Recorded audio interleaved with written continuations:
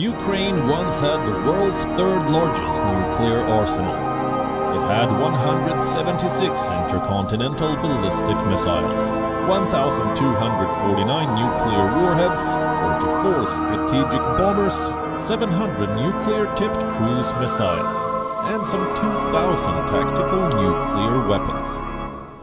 Ukraine inherited them from the Soviet Union, but Kyiv had to give them up. In 1994, Ukraine joined the NPT, or the Treaty of the Non-Proliferation of Nuclear Weapons. Ukraine entered as a non-nuclear weapons state, which meant Kyiv had to transfer all its nuclear warheads to Russia.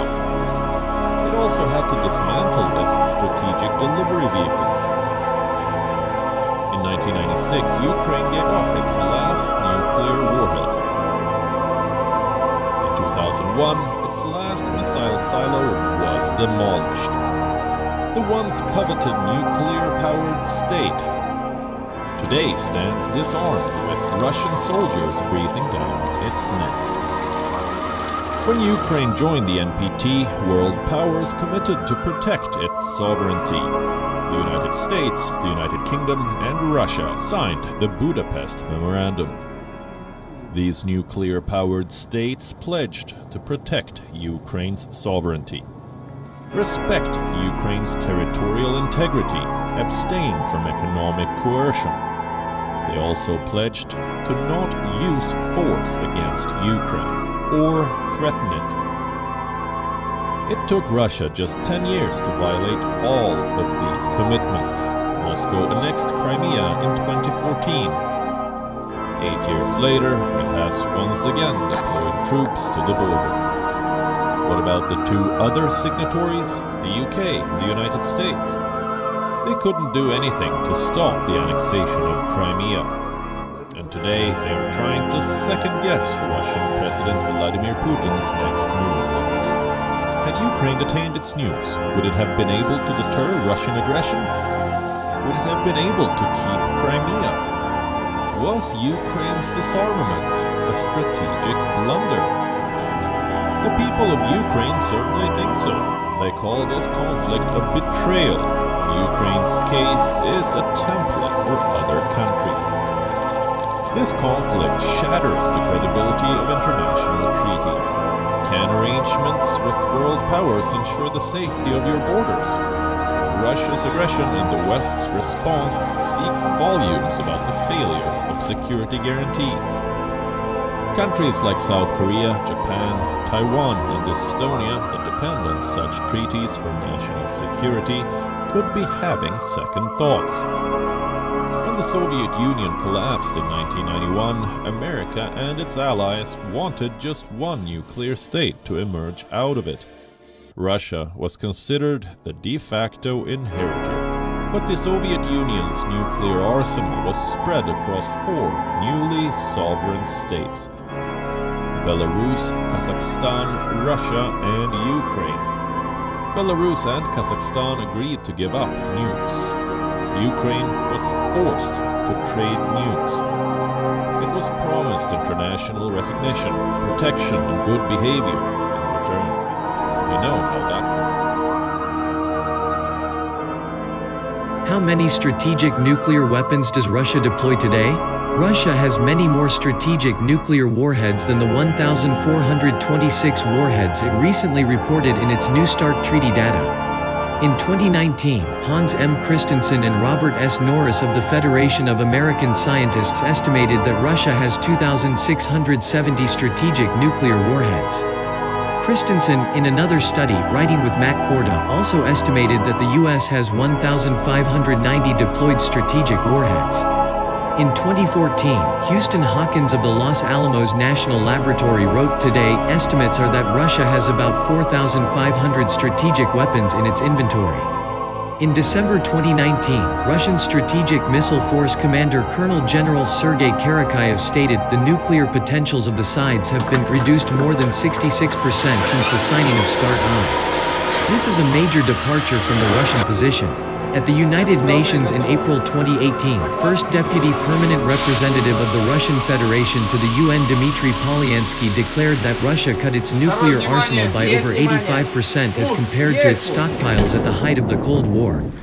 If one uses the late Soviet-declared number of over 10,000 deployed strategic nuclear warheads for the calculation, the difference between an 85% reduction and a 66% reduction is about 2,000 warheads. It means that Russia then had over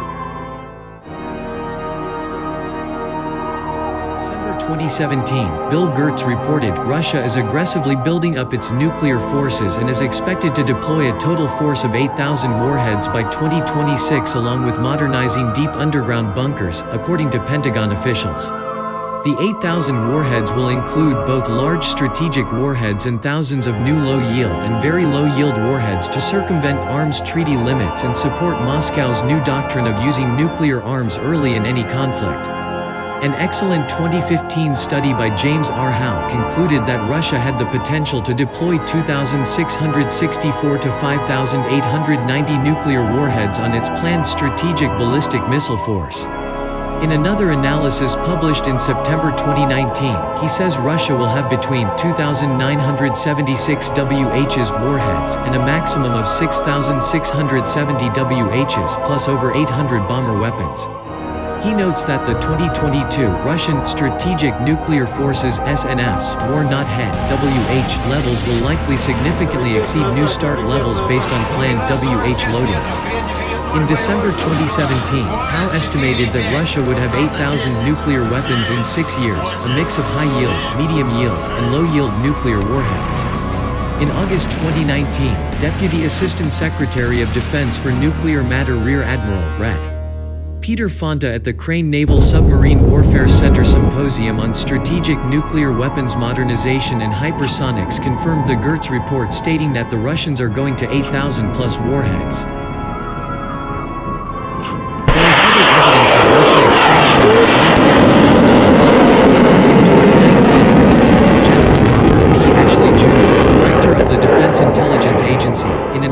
Speech at the Hudson Institute stated that during the past decade, Russia has improved and expanded its production complex, which has the capacity to process thousands of warheads annually.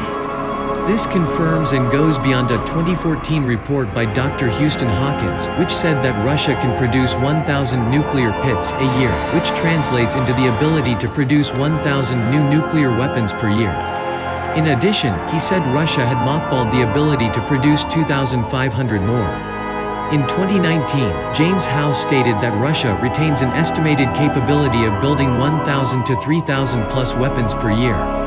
A Russian capability of producing several thousand nuclear weapons a year is many times what is necessary to support an operational force of 8,000 nuclear weapons. It is more like what is necessary to produce the Soviet strategic nuclear force, which peaked at about 45,000 warheads. The Democrats on the House Armed Services Committee are attempting to reduce the capability of the U.S. Pitt facility, which will not be operational until 2030 to 30 per years, which would result in about 100-fold Russian advantage in production capability for new nuclear weapons. Russian strategic nuclear modernization. The Russian government has announced over 20 strategic nuclear modernization programs.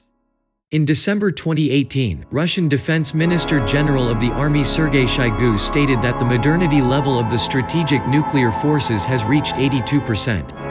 While this may be somewhat exaggerated, the more important fact is that Russian triad modernization will be soon complete, but in reality, it is literally never ending. When a new system is deployed, its follow-on is underway.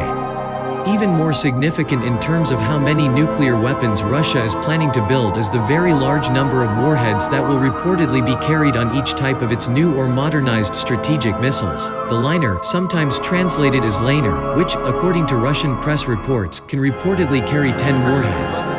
The new Bulava 30 SLBM was declared to carry 6 warheads under the START Treaty, but reports are quite common in Russia that it and the new -24 rupees Yars ICBM will carry 10 warheads.